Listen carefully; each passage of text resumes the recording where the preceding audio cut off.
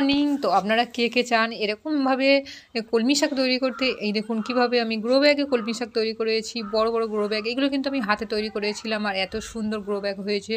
তো আর সেই গ্রো ব্যাগে এত সুন্দর কলমি শাক হয়েছে। তো এই কলমি শাকগুলো কীভাবে তৈরি করেছি সেটা আপনাদের সঙ্গে আজকে শেয়ার করব। চলুন, ফার্স্ট তো এই যে গ্রো ব্যাগটা আমি তৈরি করে নিয়েছিলাম সেইটা নিয়েছি, আর এই যে তার মধ্যে দিয়ে দিয়েছি যে ঝাড়ু দিয়ে যে মানে এগুলো বেরিয়েছিল, পাতা টাতা বেরিয়েছিলো সেগুলো দিয়ে দিয়েছি। তারপর দিলাম শুকনো কিছু পাতা, আর সেই শুকনো পাতাগুলো দেওয়ার পরে এবার দিয়ে দেবো কিছু মাটি। এগুলো নর্মাল গার্ডেন সয়েল যেগুলো, সেই মাটি দিয়েছি। আর তারপর এই যে মাটিটা দিয়েছি এটা আমি ভার্মি কম্পোস্ট, মাটি, পেঁয়াজের খোসা, ডিমের খোসা, হাড় গুঁড়ো, শিংকুচি, এইগুলো পাইল করে এই মাটিটা আমি রেডি করেছি, সেইটা দিয়ে দিলাম এটার উপরে। আর দিয়ে এবারে জল দিয়ে দেবো ভালো করে। ফার্স্টে আমি মানে খুব সুন্দর করে জলটা দিয়ে দেবো, বেশি পরিমাণে জলটা দিয়ে দেবো যাতে মাটির নিচ পর্যন্ত একদম যায় জলটা, গ্রো ব্যাগের নিচ পর্যন্ত। তো প্রথমে দেখুন এতটা পরিমাণ জল দিয়ে দিলাম। তো জলটা প্রথমে তো উপরে থাকে জানেন আপনারা, তারপরে পরপর মাটিটার নিচে পর্যন্ত চলে যায়। তো মাটিটা দিয়ে দিয়েছি, আর এইভাবে যে দানাটা তৈরি করেছি দেখুন, এটা আমি সারা রাত ভিজিয়ে রেখেছিলাম দেখুন। আর তারপরে এই যে জল থেকে তুলে ছেঁকে আমি এই ডাস্টারের মধ্যে রেখে দিলাম, দিয়ে এভাবে মুড়ে আমি জাস্ট মগের মধ্যে রেখে দেব।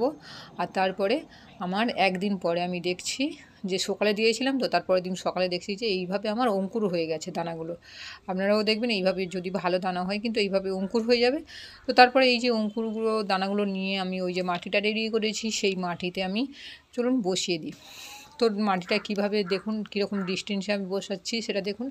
এইভাবে দেখুন, এই যে চারটে এইভাবে হোল করেছি, একটা এই যে গাছের ছোট্ট ডাল নিয়ে এইভাবে দেখুন এই ডিস্টেন্সে আমি বসাচ্ছি এরকমভাবে। তো এরকমভাবে আমি অনেকগুলো হোল করে নেব। প্রথমে হোলগুলো করে নিচ্ছি, তারপরে এখানে আমি দানাগুলো বসিয়ে দেব। তো দেখুন এইভাবে যেহেতু আমার এই যে অঙ্কুরগুলো বড় হয়ে গেছে, তো আমি এখানে বসিয়ে দিচ্ছি এইভাবে দিয়ে, জাস্ট দুদিক থেকে মাটি নিয়ে আর মাটিগুলো চেপে বসিয়ে দিচ্ছি জাস্ট এরকম করে। পুরোটা আমি এই মাটির মধ্যে বসিয়ে দিলাম। আর তারপরে আমি দেখছি একদিন পরে কিন্তু এই দানাগুলো এইভাবে ফুটে উঠে গেছে। আর তারপরে আমার 8 দিন পরে এই গাছগুলো চারা গাছ তৈরি হয়ে গেছে দেখুন। এটা 8 দিন পরে আমার গাছের অবস্থা। আর যেটা আমি প্রথমে দেখিয়েছি ওটা হচ্ছে আমার 12 দিনের গাছ, ওইটা প্রথমে দেখিয়েছিলাম। তো এই যে কলমি শাক আমার তৈরি করে নিয়েছি, আপনারাও করতেই পারেন এইভাবে। তো আজকের এই পর্যন্ত, আবার আরেকটা ভিডিও নিয়ে এসে যাব। তো